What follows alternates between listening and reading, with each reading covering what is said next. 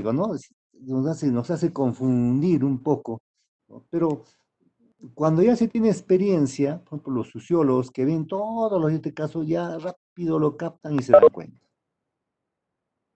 Probablemente ustedes cuando poco a poco vayan entrándole en la práctica, cuando estén en medicina, de repente tienen la oportunidad de ir a UCI o ven pacientitos con sus suaves electrolitos, ustedes van a poder ir reforzando estos conocimientos, ¿no? Por ahora a veces todo teórico no pega, pues, no pega. Si no están viendo un pacientito que estás con su acidosis, con cetoacidosis, todo, no pega hasta que ustedes lo vean, lo manejan y ahí si de repente están entrándole y motivándose también.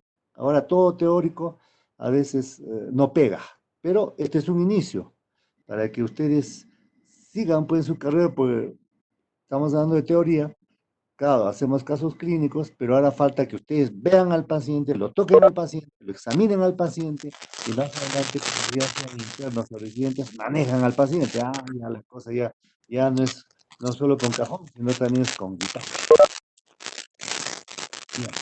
Entonces, eh, cuando un paciente tiene más de un desorden puro, pH de la sangre no refleja necesariamente la naturaleza ni la severidad de los desórdenes puros que pueda tener el paciente, ¿no? O que existen en este paciente. El pH que vamos a observar resultará pues del balance neto, ¿no? De estos dos desórdenes, o más, porque puede haber tres desórdenes. Claro, es muy raro, pero puede haber. Generalmente encontramos los mixtos dos, ¿no? Entonces, ahí tenemos que ver cuando vemos estos valores, qué trastorno predomina. O es una acidemia o es una alcalemia. Por ahí empezamos. Y para establecer si hay un desorden mixto o no, se debe saber pues cuáles son los posibles trastornos que hay que conocer, ¿no? La magnitud de las respuestas que van a compensarse, ¿no? O pueden estar normales también, como vamos a ver, ¿no? Entonces, en un trastorno mixto puede darse también teóricamente, por ejemplo, un paciente que está con acidosis y comienza a hiperventilar. Ah, usted dice, este pacientito puede ser que tenga una acidosis, está hiperventilando, como la vez pasada hemos mencionado. Está hiperventilando ¿para qué? Para que su CO2 entre al organismo y aumente su bicarbonato porque está en acidosis y la acidemia vaya desapareciendo por esa hiperventilación y se compense, ¿no? Entonces está hiperventilando porque está en acidosis. ¿Cómo le ayuda? Simplemente con la observación, ¿no? Entonces hay cambios compensatorios que tienen los pacientitos. Cuando a veces tenemos una acidemia, una alcalemia leve, algunos hasta moderado, el organismo solito lo compensa. Cuando ya vemos que es oportuno, ya se le da, por ejemplo, en una acidosis damos pues su bicarbonato, pero en una acidosis leve, metabólica, solito lo compensa con su hiperventilación. Entonces nosotros, cuando ya es un poco más, estamos calculando de acuerdo a la fórmula cuánto de bicarbonato vamos a dar, ¿no? Entonces, eso depende de cada caso, ¿no? Entonces, es importante observar la clínica y después ir viendo al laboratorio para ver cómo está, cuánto se está compensando el paciente, porque puede ser que esté compensado, pero tiene los dos trastornos mixtos.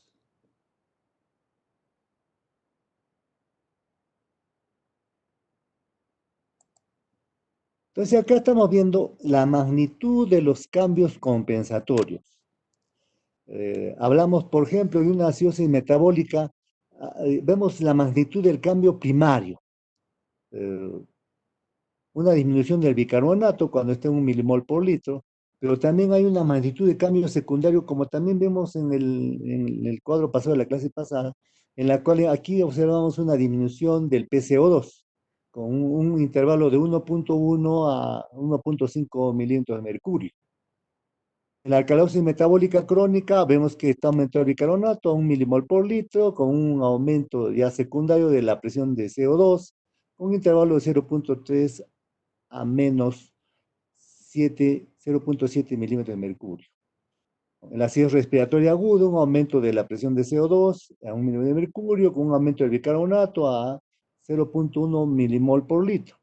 En la acidosis respiratoria crónica observamos un aumento de la presión de CO2 a 1 milímetro de mercurio, aquí observamos los bicarbonatos que están aumentados a 0,3, un intervalo a 0,5 milimol por litro.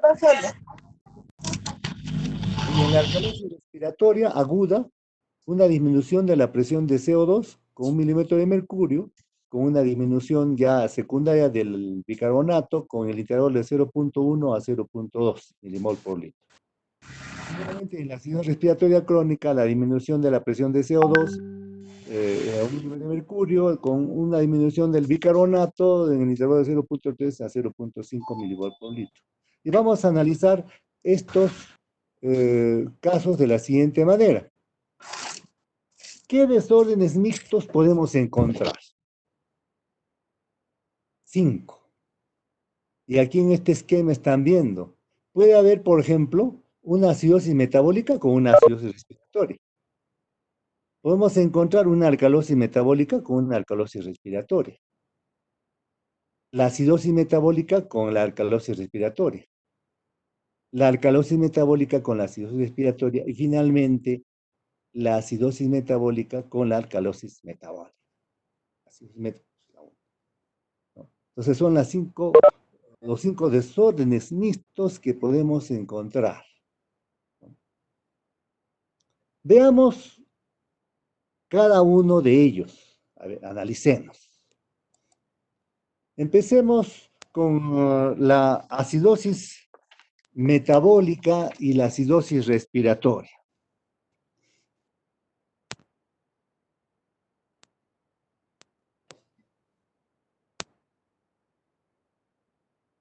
Cuando un enfermo está afectado por estos dos tipos, ¿no?, de acidosis, o sea, vamos a ver, el sinocanón que ustedes van a ver es acidosis más acidosis, entonces va a haber una acidemia marcada, pues, por supuesto, les está diciendo, los ácidos van a ser P más, entonces la acidemia va a ser marcada, ¿no?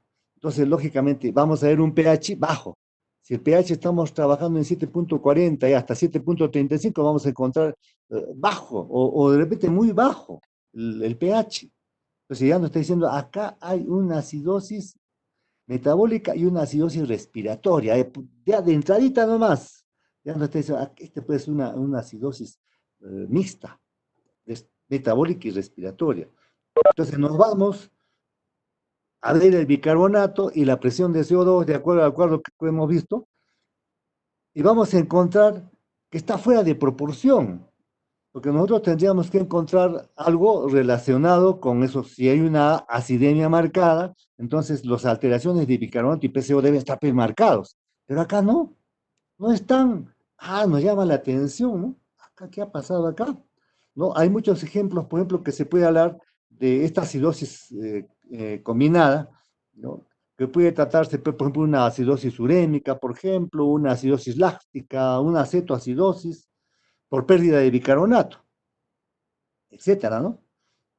Entonces, hay pérdida de bicarbonato, pero ustedes saben que cuando hay una acidez metabólica, está hiperventilando.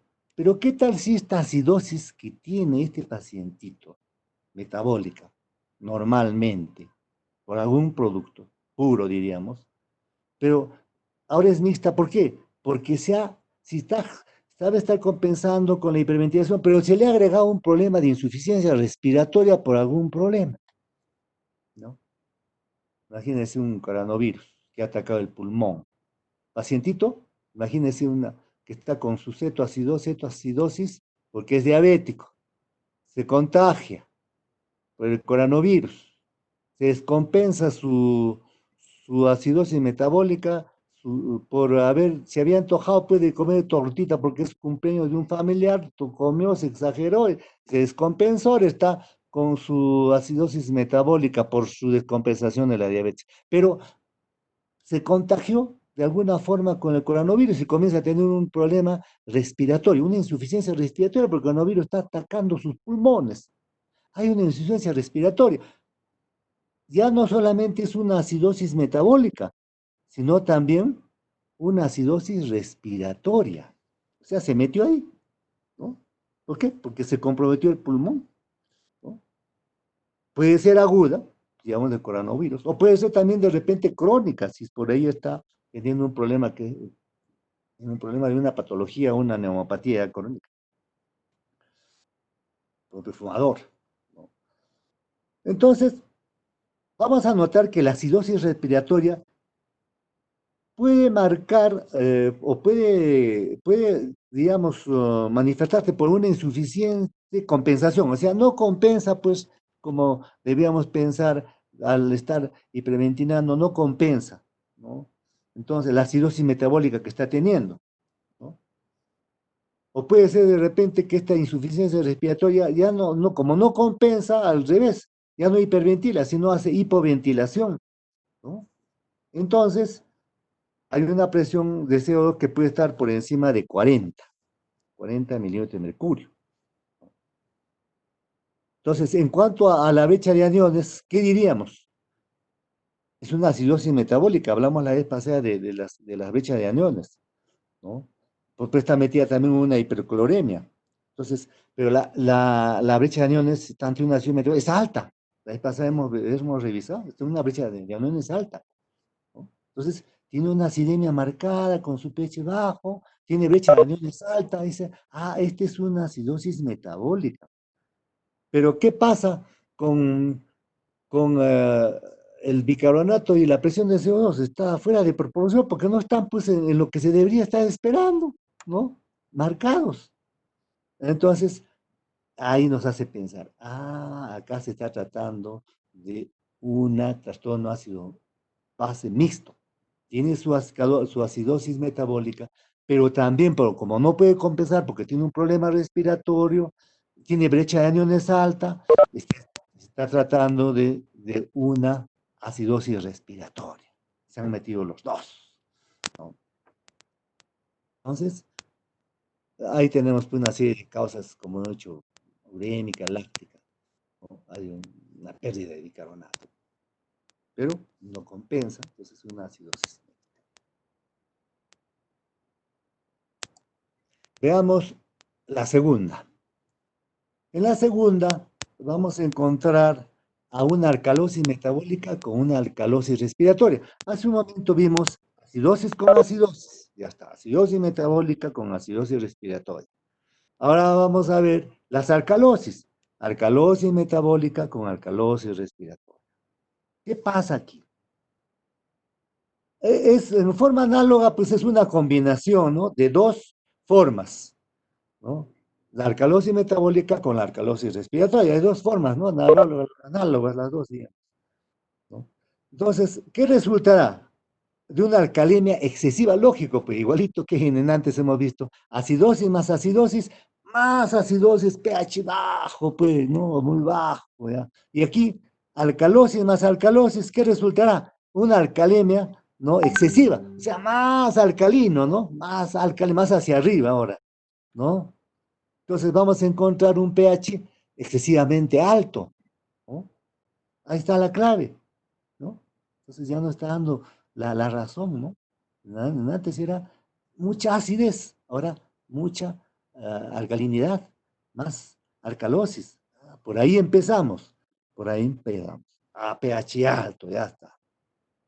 Cuando nos vamos a ver la presión de CO2 y el bicarbonato, ¿cómo cree que los encontramos? ¿No? No están tan anormales, ¿no? Como dicen ahí en la diapositiva, modesta desviación del bicarbonato y la presión de CO2, o sea, poco, no tiene ese valor que diríamos exagerado como debería ser para el pH alto que tiene, ¿no?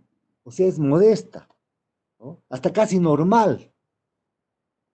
Entonces, eso llama la atención, ¿no? Veamos un ejemplo, a ver, un ejemplo. Veamos un individuo que presenta en el laboratorio los siguientes resultados de su AGA, ¿no? Un pH de 7,59. Si sabemos que el pH normal es 7,40, 7,59, pues está alto, excesivamente alto. Pero la presión de CO2 tiene 34 milímetros de mercurio. Si sabemos que 24 es normal, no está tan alto, tan excesivamente alto que debería estar. El bicarbonato está 32, ¿no? Y de bemoles, tampoco no está muy alto, ¿no? Para el pH tan alto que tiene. La brecha de aniones, 15 milimoles por litro. Normalmente es hasta 12, entonces 15 tampoco no es mucho, ¿no? Está con una albúmina de 3,6 gramos por decilitro. Entonces, en este caso vamos a observar que el cambio del pH refleja pues que sería alcalina, ¿no? Estamos viendo que estos valores de bicarbonato y PCO2 no están tan altos, ¿no? También la brecha de aniones está poco, no es tan elevado, y eso nos llama la atención, ¿no? Entonces, dice, ¿qué está pasando acá? Uno se pregunta, ¿no? Han hecho mal. Lo primero que debo decir, a veces han hecho mal, no está bien esto, ¿no? Pero no es cierto, es mixto. Es lo que uno tiene que reflexionar y decir, no, esto es mixto, ¿ya? Entonces, vamos yendo a la clínica también, ¿no? Este pacientito, ¿no? Está haciendo su alcalosis respiratoria, ¿no? Por eso es que está así. Entonces, el problema, cuando se combinan las dos formas de alcalosis que estamos viendo, es que el mecanismo compensatorio de la alcalosis metabólica, que normalmente es un cierto grado de hipocapnia, ¿no? Al revés que hemos visto en la acidosis, casi hipercapnia, casi hipocapnia, está impedido por otro problema que está causado por la alcalosis respiratoria, ¿no? Acá la clave, ¿qué la da? El pH anormal. Por ahí empezamos. O sea, un pH anormal excesivamente alto, ¿no? ¿Ya? Y esta modesta desviación, o sea, poca elevación del bicarbonato y del CO2. Con eso más, ya nos da la pauta clave de que se está tratando de alcalosis, ¿no? Las alcalosis, diríamos, tanto metabólica como respiratoria, ¿no? Entonces, de esa forma, ya, incluso la brecha aniónica que no está tan alta. Entonces,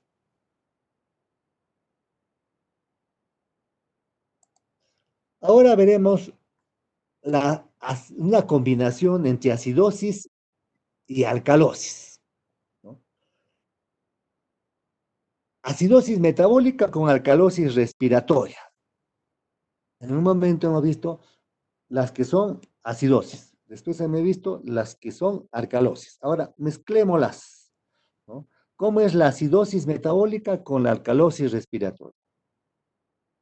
En este desorden mixto, así como vamos a ver, hay una combinación, ¿no?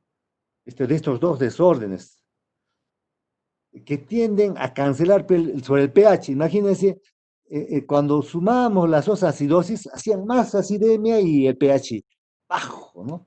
Cuando sumamos las dos alcalosis, las dos las sumamos, alto el pH, pero en alcalosis, hacia arriba.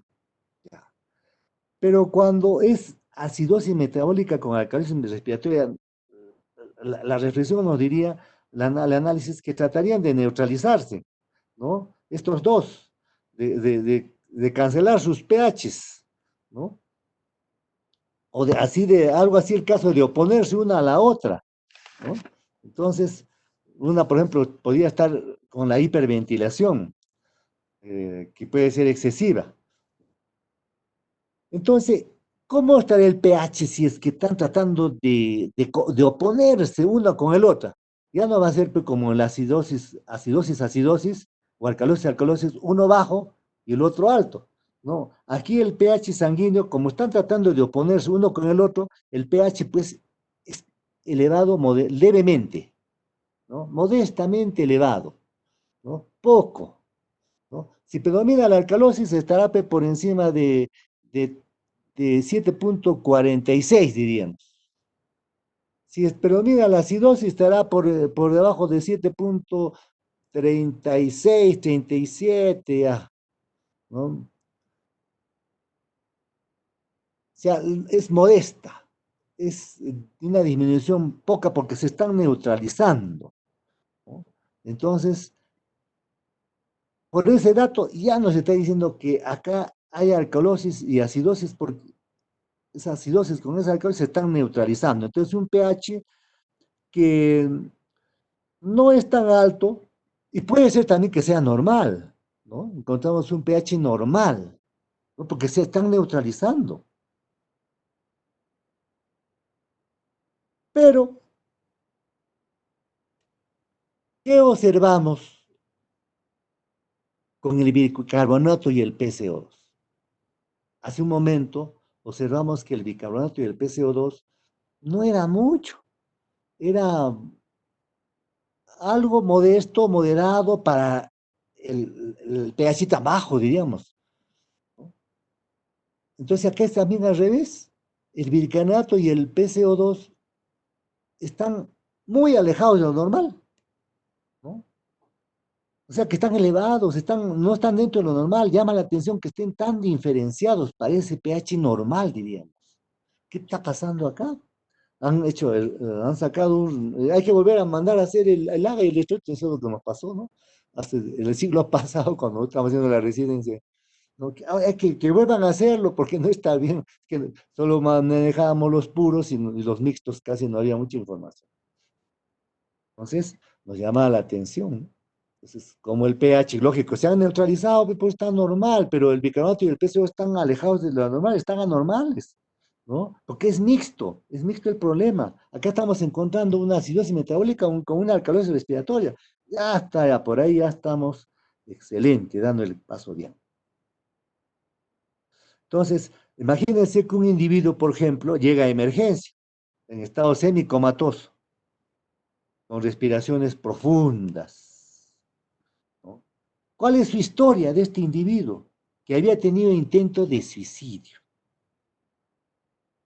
Entonces se piensa que ha podido ingerir alguna sustancia tóxica y cuando nos llegan los datos del laboratorio nos dicen el pH 7.41, normal, pues sabemos que el pH de 7.45 a 7.35, ¿no? Entre los valores que estamos analizando, ¿no?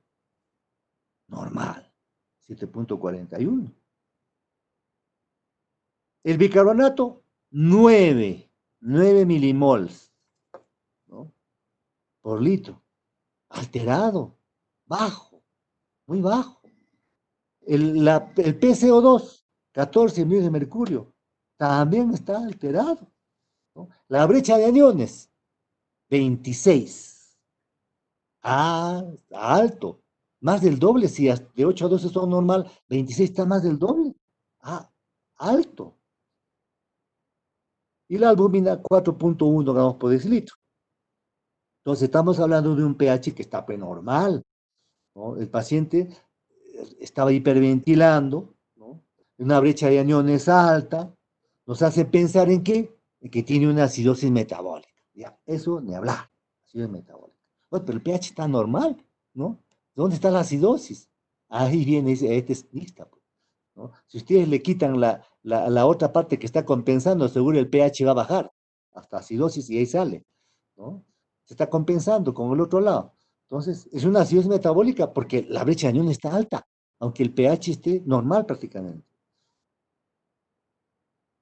Entonces, ¿eso en qué caso hemos hablado la vez pasada? Un casito bien interesante, creo que mencionamos cómo las intoxicaciones por metanol y por etilenglicol, ¿no?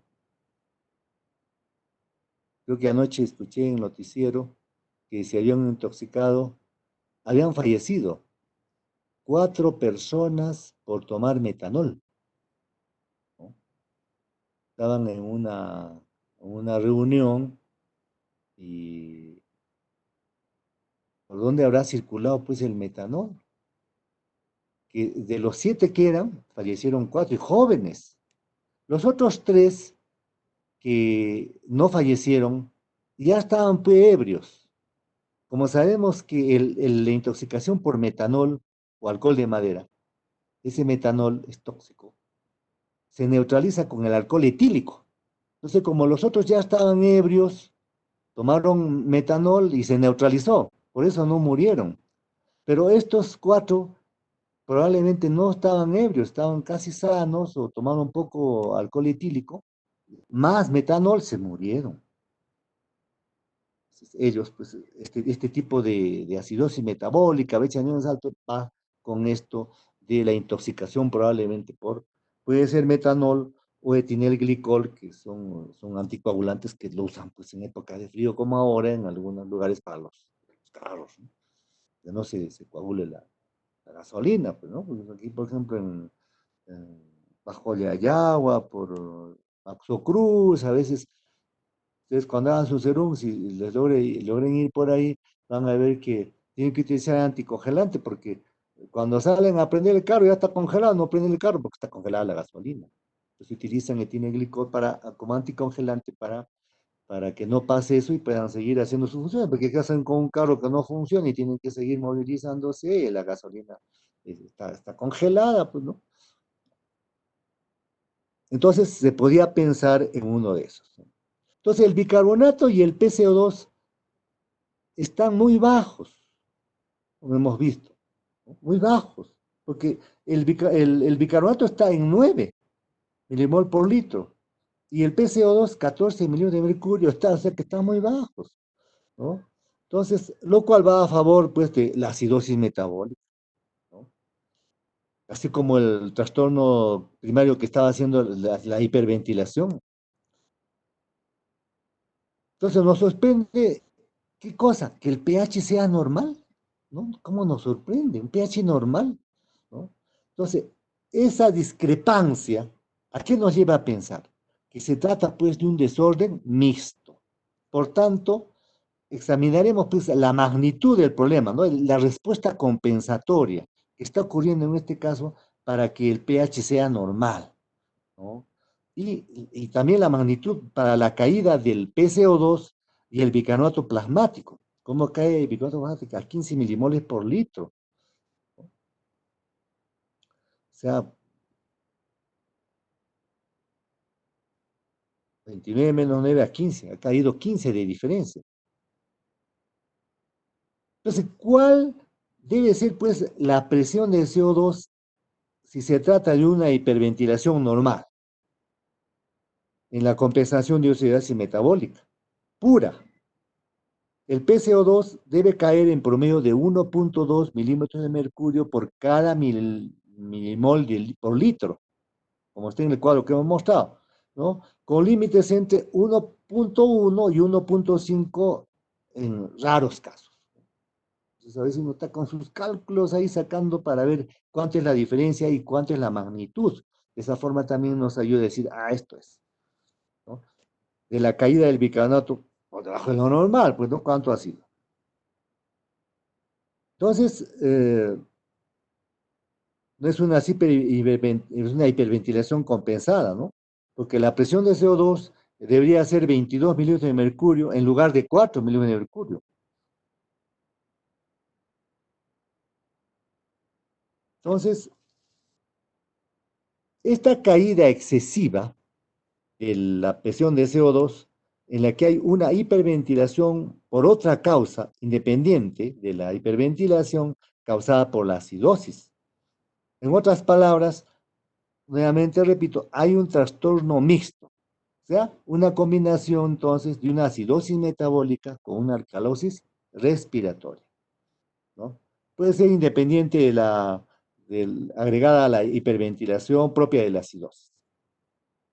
Entonces, ello explica que el pH esté completamente normal. Si recordamos, un simple fenómeno de compensación jamás normaliza completamente la acidemia. Este desorden mixto, entonces, se va a caracterizar por una caída profunda, ¿no? Del bicarbonato y del PCO2, mientras que el pH puede mostrar, como dijimos, una ligera acidemia, una ligera alcalemia, o puede ser que esté normal, como en este caso de este paciente. También hay casos donde el paciente puede haber ingerido, como en este caso, salicilatos, por ejemplo, o algún otro tóxico.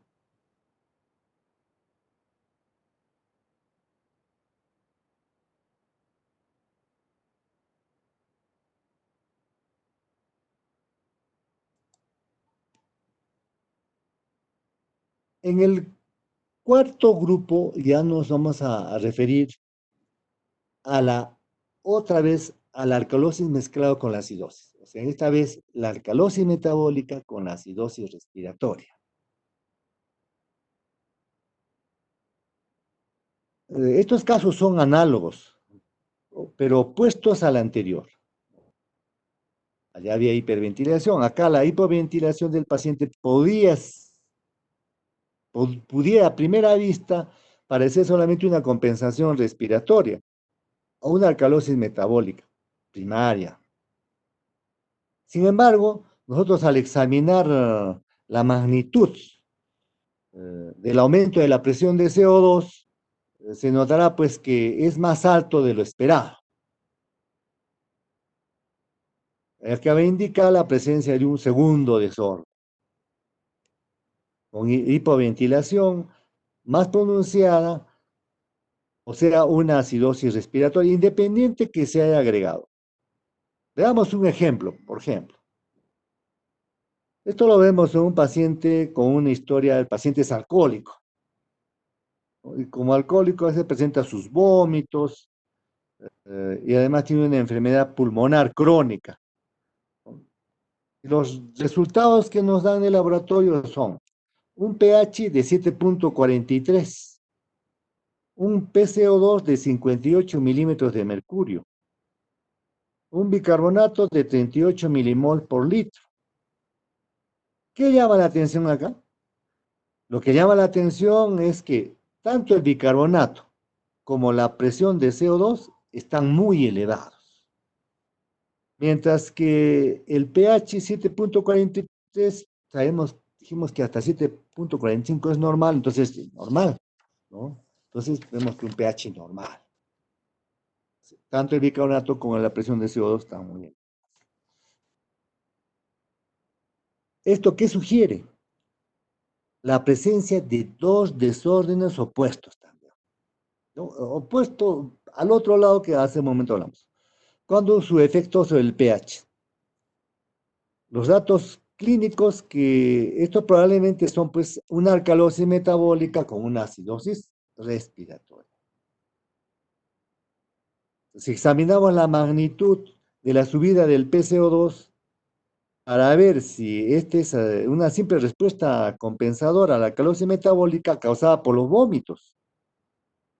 En la alcalosis metabólica crónica pura, se espera que hay un PCO2 suba entre 0.3 y 0.7 milímetros de mercurio por cada milimol, el bicarbonato por encima de lo normal, como visto en el cuadro general al principio, ¿no?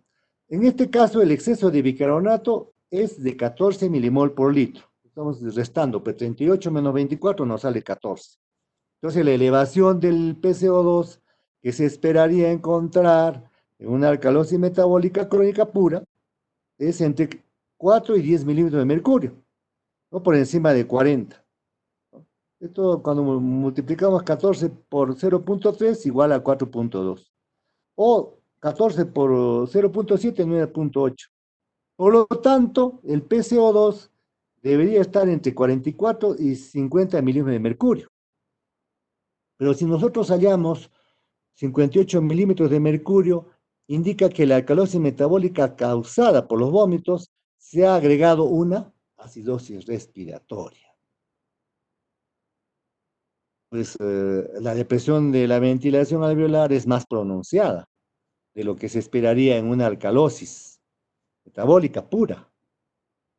En efecto, el paciente que tenía, pues se habría agregado que era fumador crónico, ¿no? Posiblemente tendría su bronquitis, su efisema, ¿no? Eso es lo que también se debería investigar.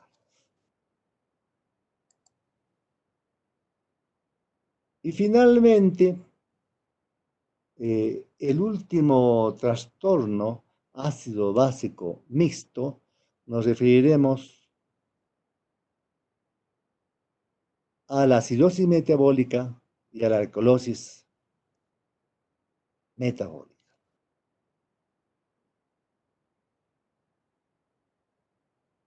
Un enfermo puede tener dos enfermedades independientes, uno que esté causando la acidosis metabólica y otra que estaría causando la alcalosis metabólica al mismo tiempo, ¿no? Las dos son metabólicas, ¿no? Es incluso posible que ambos tengan la misma magnitud y que se cancelen exactamente, en cuyo caso no solamente el pH sanguíneo, sino también el bicarbonato y la presión de CO2 pues serán normales.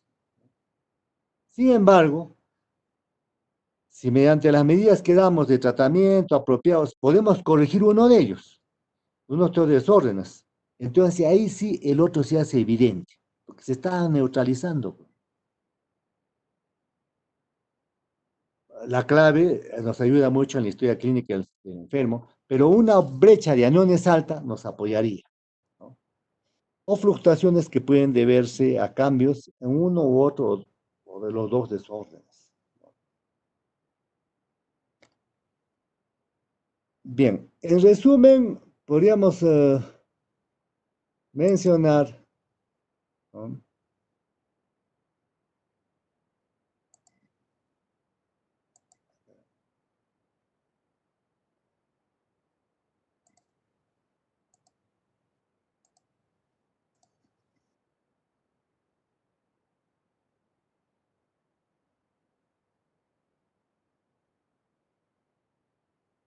Sí, doctor. Ya, en resumen, ¿qué podemos decir entonces? A resumir de este capítulo. Los desórdenes mixtos se sospechan cuando, cuando la evidencia clínica sugiere que puede haber más de un desorden ácido básico. Ya está, ese es uno. El otro, cuando el aumento de la brecha de aniones que hemos visto generalmente corresponde a milimol por milimol con una concentración de los aniones de los ácidos anormales. Una discrepancia importante entre la brecha esperada y la observada va a sugerir la presencia de algún ácido que no se ha sospechado o algún grado de alcalosis, sobre todo las alcalosis respiratorias. Entonces, nosotros, ¿qué se debe hacer? Se deberá examinar el desorden que parezca ser el más importante. Por ejemplo, cuando vemos las acidosis o cuando vemos las alcalosis, ¿cuál es la que predomina y cuán profunda es para poder saber si son mixtas, ¿no? Asumiendo que fuera una alteración primaria, ¿no? Y se calcula la magnitud de la compensación correspondiente, como visto, en una es hiperventilación, en la otra hipoventilación, ¿no? Tal como los ejemplos anteriores que hemos mencionado. Si nosotros vemos que hay una discrepancia importante entre la compensación esperada y la encontrada, esa es una evidencia muy fuerte a favor de que se trata de un trastorno ácido-base mixto. Ahí, ¿no? Entonces, de esa forma, nosotros, ¿no?, ya podemos estar pensando, ¿no?, en que es un desorden mixto. Lógicamente que a veces el paciente viene con otra serie de aspectos, por eso cuando nosotros pedimos eh, AGA, no solamente viene AGA, sino electrolitos, los dos, porque ahora estamos viendo el desequilibrio ácido-base, pero a la par también tenemos que ver cómo está el potasio, cómo está el sodio, cómo están los electrolitos, porque no solamente es ácido-base.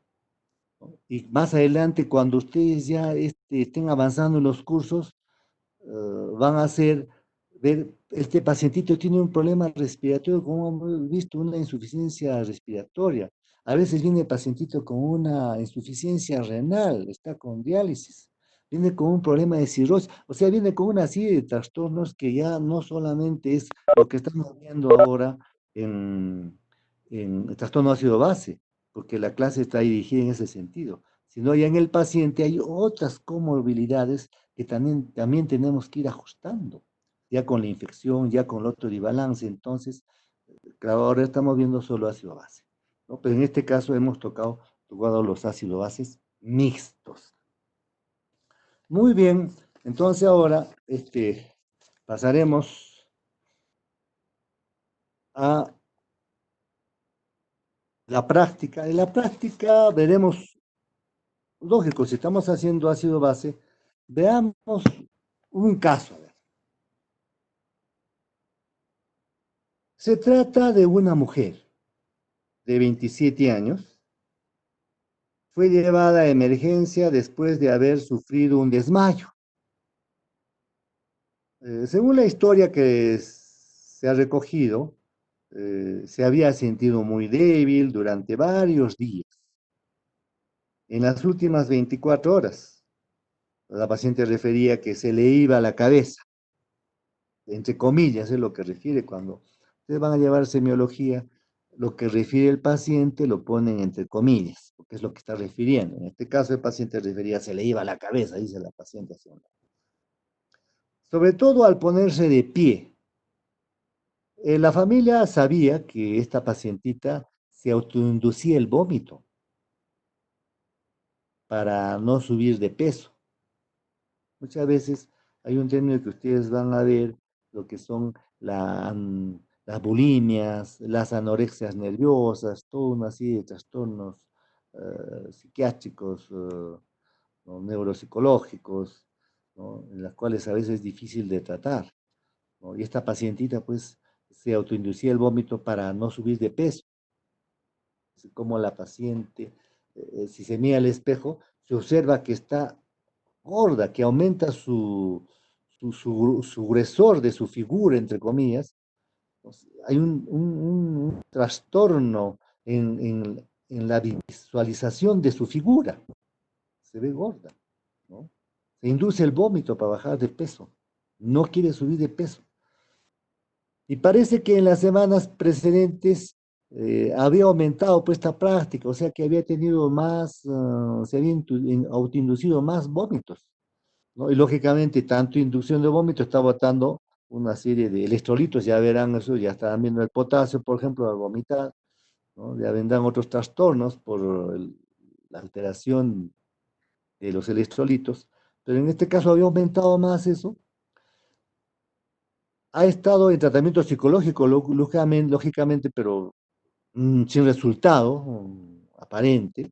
Muchas veces estos pacientitos son difíciles de tratar. Entonces el psicólogo, el psiquiatra no lo puede corregir completamente. O sea, en este caso, el resultado no era un resultado positivo aparente. Niega tomar medicinas o usar drogas ilegales.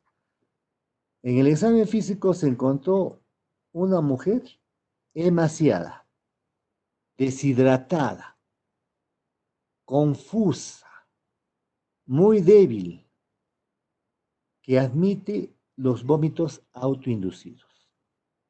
Le tomaron su presión, era una presión arterial supina 95,40, pulso 105 por minuto, temperatura 35,8 grados centígrados y las respiraciones 12 por minuto. Viene los exámenes de laboratorio y en la sangre observamos un sodio de 136.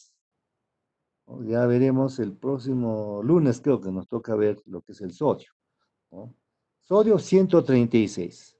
Potasio 2,1. Están viendo que el potasio está bajo, ¿no? Cloro 86. CO2 15. La urea 77. Elevada, ¿no? Creatinina 1,7. Para la edad que tiene de 27 años también está un poco elevada. La albúmina 2,2, o sea, baja. En la orina le tomaron una densidad de 1018, un pH de 6,0, no encontraron sustancias anormales, sedimento normal. Gases, lo que nos interesa a nosotros por esta clase. pH 7,40, normal, ¿no? Presión de CO2, 39 millones de mercurio, bicarbonato 24. Orina 24 horas, sodio 19, potasio 27, cloro 5 miligramos por 24 horas.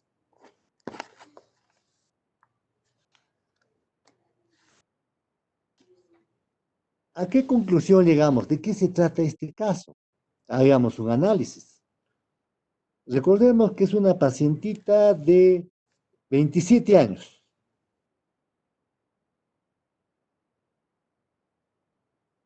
A quien se vio en la sala de emergencia por una extremidad,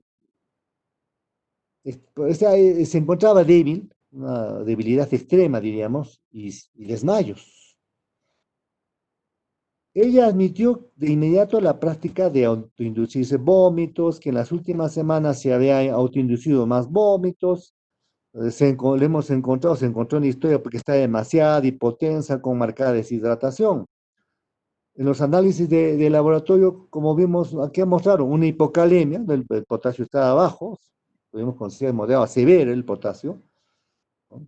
El CO2 totalmente bajo, era bajo, 15 miligramos por litro, y había una insuficiencia renal. Hemos visto que la creatinina está un poco elevada. Es posible que esta fue de tipo renal, ¿no? No tomada por líquido, ¿no? Lo cual se debería aclarar, o sea, repite la urea, la creatinina, una vez que el paciente estuviera bien hidratada y ahí se vería que realmente está normal. Entonces, era una mujer con creatinina que debe ser de 0,8 a 1,0 miligramos por decilitro. Entonces, lo sorprendente de este caso es que a pesar de los vómitos severos, el CO2 total era subnormal. Al medirse los gases sanguíneos se encontraron un pH y un PCO2 y el bicarbonato completamente normales. El bicarbonato 24 miligramos por litro fue diferente al CO2 total de 15 miligramos por litro, medidos el mismo día. El bicarbonato calculado por el laboratorio de gases sanguíneos a partir del pH y el PCO2 está correcto, es 24 miligramos por litro. Pero en la medida de pH y el PCO2 puede haber algún error o puede que la situación haya cambiado rápidamente en el intervalo transcurrido. ¿Cómo explicar un bicarbonato bajo según el análisis químico o normal, según los gases sanguíneos en un paciente con vómitos repetidos? Al examinar la brecha de aniones se le encuentra muy alta, 35 equivalentes por litro, ¿no? ¿Se acuerda la fórmula que hicimos de brecha de aniones? Aquí igual 136 menos 86 menos 15 igual a 35. Si se tiene en cuenta que la albúmina plasmática era baja, probablemente por desnutrición la brecha de aniones es alta.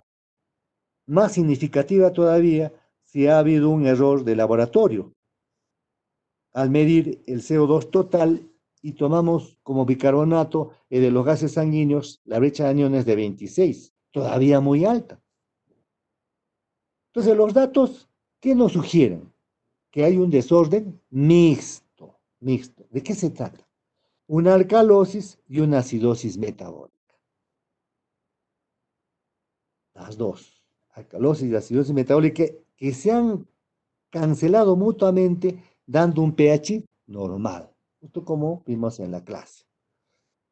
Aquí aparece claramente la distinción entre acidosis y alcalosis que la paciente tiene y acidemia o alcalemia que ella no tiene. La evidencia en favor de la alcalosis metabólica por pérdida de ácido clorhídrico. Está vomitando y vomitando, ¿no? Esa es la historia pues, que presentaba por sus vómitos, ¿no? La hipocalemia también, ¿no? Por la caliuresis inapropiada y el cloro urinario muy bajo. 5 equivalentes en la orina de 24 horas. La evidencia en favor de la acidosis metabólica es alta, la brecha de aniones y el hecho de que el pH es normal, igual que la explicación de la clase, como hemos visto, ¿no? Hay brecha de aniones alta, pH normal, acá hay una acidosis. Es como no se enclava en el cuadro. Entonces sabemos que la alcalosis puede elevar ligeramente la brecha de aniones, pero nunca en esa magnitud. Como la brecha vino, como la enferma vino deshidratada, vino hipotensa, a punto que tuvo desmayos repetidos y una insuficiencia posiblemente prerrenal. Como no ingiere líquido, está vomitando, su riñón está normal, entonces esto es prerrenal, se le da agua y se compensa. Entonces, lo más probable es que haya un compromiso pues, de perfusión tisular y acidosis láctica. Hubiera sido interesante tomarle pruebas hepáticas, pero no lo hicieron. El hallazgo de las transaminasas extremadamente muy elevadas nos diría que el hígado puede estar en shock. Entonces confirma pues realmente que hay una mala perfunción tisular. Es posible también que hubiera cierto grado de cetosis por inanición. En la orina no se informó sobre la presencia de cuerpos cetónicos, pero eso no debe sorprender porque si hay acidosis láctica severa, la mayoría de los cuerpos cetónicos son beta-hidroxibutirato, el cual no es detectado por los métodos urinarios rutinarios del laboratorio. Se basa en la reacción de nitroprusiato que solo reacciona con el acetoacetato. Efectivamente, cuando se midió el lactato en esta paciente se encontró muy elevado, aunque posiblemente ya declinando, dado que entonces había recibido líquidos endovenosos, no se podía saber exactamente. Se pudo saber que específicamente pues era beta-hidroxibutirato. Este test pues no se hizo, ¿no? Después de 2 días de hidratación que se le hizo a la paciente apropiadamente, ¿no? La función renal se normalizó, llegó pues su creatinina a 0,6 miligramos por decilitro, normal, ¿no? Entonces se compensó. En resumen, ¿de qué se trata este caso? Digamos, esta pacientita que está vomitando, que tiene un problemita de bulimia y todo el trastorno hidroelectrolítico, ¿no? Entonces, se trata de un desorden mixto, una alcalosis por vómitos repetidos, ¿no? Autoinducidos, y también una acidosis metabólica, ¿no? Por acidosis láctica que se ha cancelado mutuamente. Entonces acá tenemos un caso, ¿no? En la cual pues se presenta esta pacientita, ¿no? Joven, en la cual tiene un trastorno neuropsiquiátrico o neuropsicológico, ¿no? En la cual llega su descompensación, la cual hay compromiso de un trastorno ácido mixto, tipo calémico.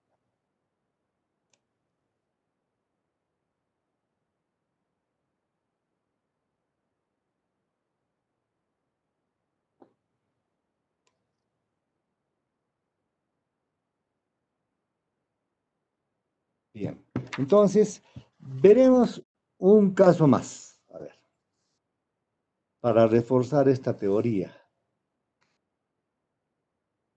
En este caso tomaremos a un pacientito que es varón, un varón de 55 años. Se presentó con una historia en la cual el pacientito presentaba náuseas, presentaba vómitos,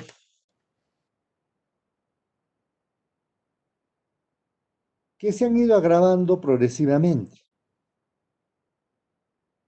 hasta hacer estos vómitos constantes, incoercibles, en los últimos 2 días. Tenía un volumen urinario, últimamente pues, se registró que era muy escaso. Tiene historia del pacientito de padecer de úlcera péptica, también de gota, además que es hipertenso, una hipertensión de varios años de duración. Dolencias que se han tratado solo de forma intermitente. Hace 6 meses atrás, diríamos, un médico le dijo que sus riñones no estaban funcionando bien. El examen físico reveló a un hombre ansioso, preocupado, un tanto confuso, delgado, deshidratado y pálido.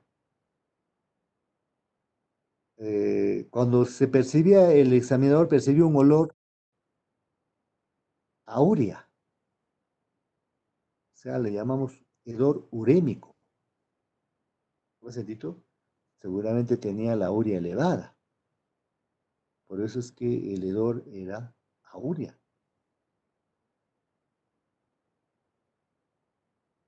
La presión fue de 156-110, o sea, una presión alta, milímetros de mercurio, en posición de decúbito.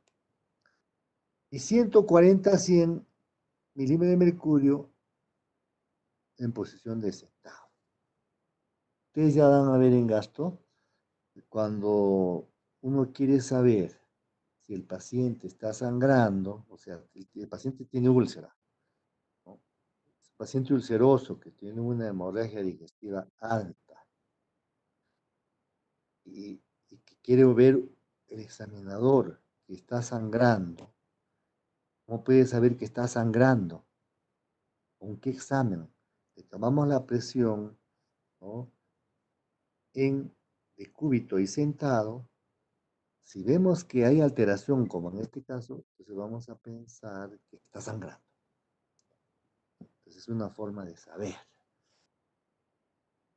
El pulso tenía 86 por minuto, una temperatura normal. Respiraciones de 8 a 10 por minuto. En el examen físico, la región epigástrica fue dolorosa a la palpación. Ya de esperar, paciente ulceroso. A laboratorio. Se le saca sangre y se le encuentra una hemoglobina de 8.5, lógicamente está con una anemia, el hematocrito 28%, hipocromía y microcitosis. Sodio 136, potasio 5.1, cloro 79, CO2 38, urea 320, ¿no?, bien elevada. Un poco más el paciente entra coma urémico, ¿no? Cuando la urea sube mucho, el paciente pierde el sensor. Creatinina 19. Saben que la creatinina es debajo de 1, ¿no? 19, esta paciente está muy alta, ¿no? Candidato a diálisis. Albúmina, 2.5 gramos por decilitro. La baja. Le tomaron sus gases. Nos interesa. ¿Cómo están los gases en sangre? pH 7.46. Presión de oxígeno 75 milímetros de mercurio. Presión de CO2 46 milímetros de mercurio. Bicarbonato 34. Le hicieron una interconsulta al cirujano y con estudios radiológicos adicionales diagnosticó una estenosis pilórica secundaria a la úlcera péptica.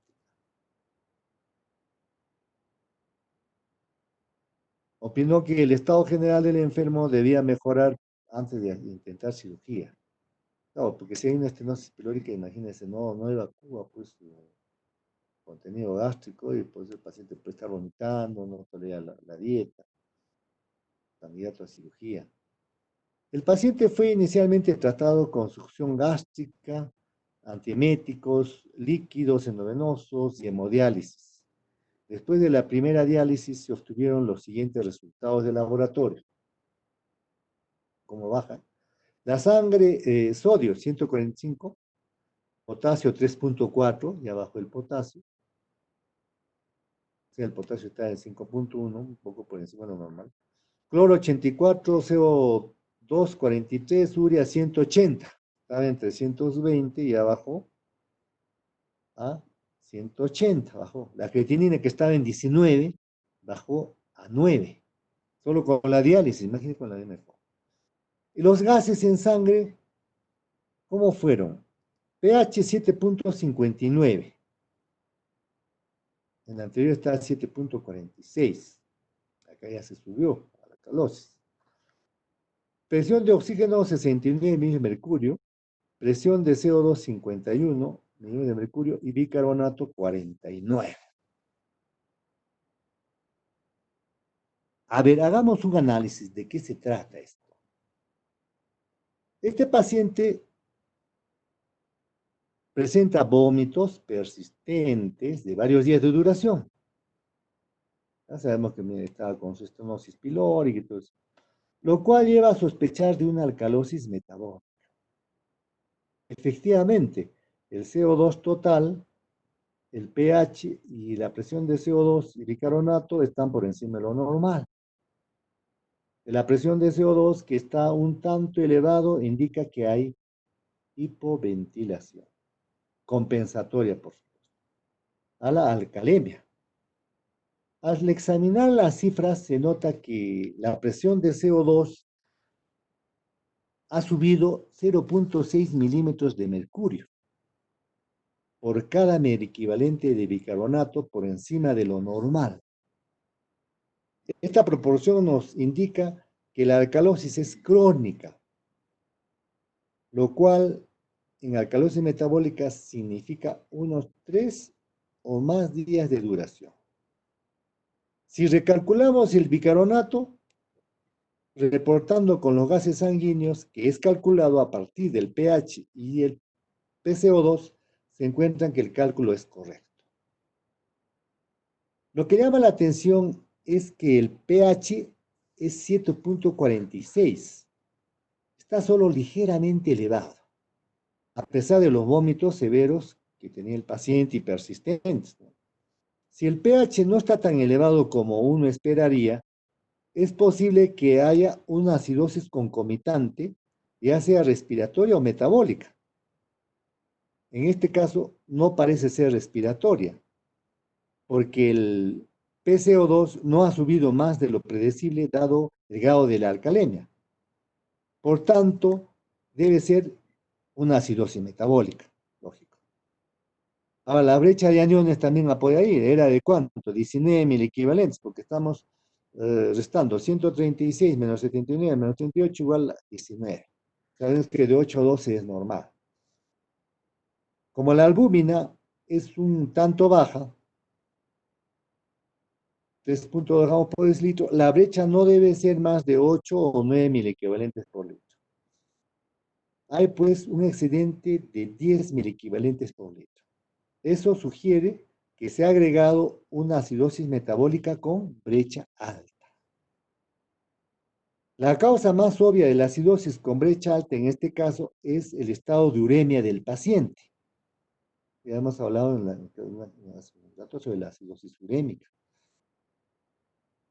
No debe, sin embargo, concluirse que la uremia es la única causa de la brecha de aniones, elevada en este caso, pues sabemos que la alcalemia en sí misma causa un cambio de la configuración eléctrica de las proteínas, que resulta en un aumento en la brecha de aniones. Por ese lado también pues, está aumentado, ¿no? ¿A qué concluimos, pues? Concluimos que probablemente el enfermo tiene un desorden mixto, ¿no? Nuevamente un trastorno ácido-base mixto, que consiste en que en alcalosis y acidosis metabólica, combinadas con un cierto predominio de la alcalosis, lo cual resulta en un grado moderado de alcalemia. Ahora bien, examinaremos los resultados del laboratorio después de la primera diálisis. La diálisis corrigió gran parte de la acidosis metabólica y con ello la severidad de la alcalosis subyacente se hizo obvia, lo cual se refleja en una alcalemia que ahora es mucho más pronunciada. En efecto, el pH subió, como dijimos hace un momento, de 7,46 a 7,59. Y el bicarbonato plasmático de 34 a 49 miliequivalentes por litro. Una diferencia de 25 miliequivalentes por litro. También la hipoventilación se hizo ligeramente más pronunciada, cambio que se refleja en los nuevos valores de PO, presión de oxígeno y presión de CO2. La presión de CO2 ha aumentado en 11 milímetros de mercurio, lo cual equivale a 0,44 milímetros de mercurio por cada miliequivalente por litro de bicarbonato. Esta nueva relación entre el cambio en el bicarbonato y en el cambio de PCO2 indica una alcalemia aguda, en contraste con la relación de 0,6 milímetros de mercurio por mil equivalente por litro de bicarbonato antes de la diálisis. Acá es interesante notar que aunque la acidosis metabólica se ha corregido en gran parte con la diálisis, la brecha de aniones prácticamente no ha cambiado. Antes era 19 y después de la diálisis 18 miligramos por litro. O sea, se hizo la diferencia entre 145 menos 104. 96 igual a menos 18. La diálisis posiblemente se ha removido una buena parte de aniones anormales de la uremia, o sea, fosfatos, sulfatos y aniones de ácidos orgánicos, lo cual debería haber hecho bajar la brecha de aniones en unos 4 a 6 equivalentes por litro. Es probable que la caída que debería haber habido en la brecha de aniones haya sido cancelada por un aumento debido a la alcalemia, que es más pronunciada. Sabemos que la alcalemia causa cambios en la carga eléctrica de las proteínas, nuevamente, ¿no?, que se refleja en una brecha de aniones más alta. En resumen, este caso ha sido un desorden, nuevamente repito, de un trastorno hidroelectrolítico mixto. ¿Consistente en qué? En una alcalosis y una acidosis metabólicas combinadas.